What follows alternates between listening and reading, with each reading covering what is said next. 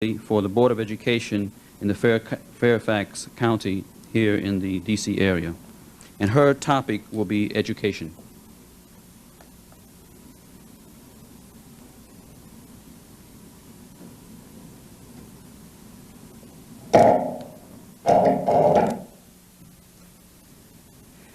أعوذ بالله من الشيطان الرجيم بسم الله الرحمن الرحيم الحمد لله رب العالمين والصلاة والسلام على محمد صلى الله عليه وسلم وعلى أهله وصحبه أجمعين.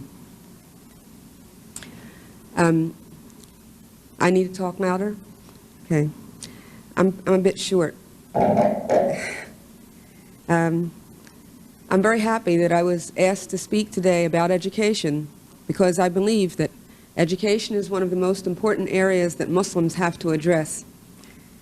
And while our objective, our final objective, is not just to become part of the system that we experience now and that we see, our objective, our final objective, is to create our own Islamic systems, and not only create Islamic systems for Muslims, but to look at all the other people who are sharing this country with us as potential Muslims. And if we look at them as potential Muslims and feel that we have the obligation, which Allah has told us, to try to bring them into the same style of thinking, into the same way of behaving, into the same objectives that we have, then we have to have some way that we can communicate with them and some way we can work with them. And in that long-range process of making America Muslim, all of America Muslim, then we have to have some actual short-range goals. We have to have some way of dealing with them and know how we're going to deal with them and in which ways, and be very calculated about it, or else we will not accomplish our goals. Is education political? Yes, it is. Education is extremely political because it shapes our minds, it shapes our idea of who we are and what we are, it shapes our ideas of what we can be. Yesterday when I was listening to one of the other speakers, I became amused because it reminded me of a situation with my own little daughter. It wasn't a speaker, actually. It was a person who stood up from the audience and said, "We're not American, we're Muslim." Well, I've always brought my children up, alhamdulillah, to think of themselves first, last, and always as Muslim.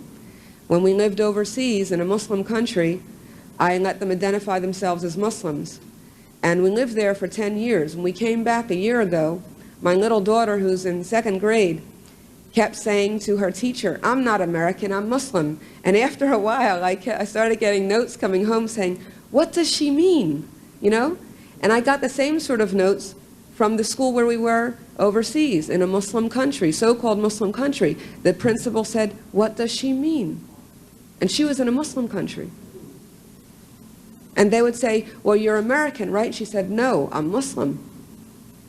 And the principal here said the same thing. That shows that we have similar kinds of problems in approaching the field of education, whether we're living in a so-called Muslim country or whether we're living here in the United States.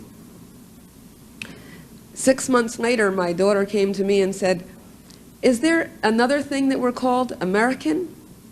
You know, she still isn't quite sure about it. Alhamdulillah, she's still identifying herself as a Muslim. I wanted to show, first of all, what did the Prophet ﷺ do in Mecca and in Medina in terms of education. Education was a priority for the Prophet. On an individual level, he used to spend hours and hours and hours just discussing things with people, listening to their problems, listening to their questions, answering them, and on a personal level, every single Asr time, afternoon time, he spent with his family educating them. He did not say, "Well, I'm a leader now and I don't need to do that." He spent every single afternoon with his family, exclusively, teaching them. And I would like to ask how many of our Muslim fathers and Muslim husbands do that today? The most active ones among the Muslims say, "Well, I'm a leader now. I don't have time for my family." And if they're not a leader, they say, "That's what women are supposed to do." And they don't carry on that responsibility. The Prophet ﷺ was our best example. He spent 13 years in Mecca preparing minds. He spent 13 years preparing personalities. He spent 13 years developing a concept, and then he took it to Medina.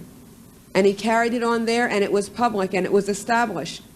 And once he carried it on, and once he established it, he didn't leave it there. He continued to build it even to a better extent.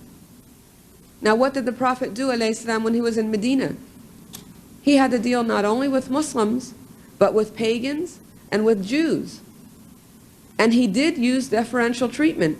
He did use different kinds of treatment between the three groups. But he drew their focus to the fact that there is something called an Islamic State, and you are going to be a part and parcel of that Islamic State. Are we at that position now? We're not.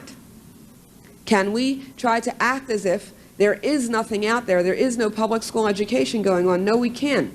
We are in the process of developing Islamic education for our children. And yes, all of us have the hope and dream, inshallah, of creating not only Islamic schools that cooperate with each other, but Islamic school systems that would span the country. That's where our further objective is.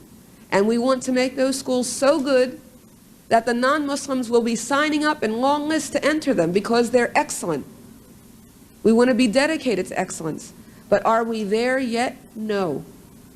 We're not. So in the meantime, what do we do with the millions of Muslim children who are going to public school? We've got to do something with them, and we've got to be involved in some way.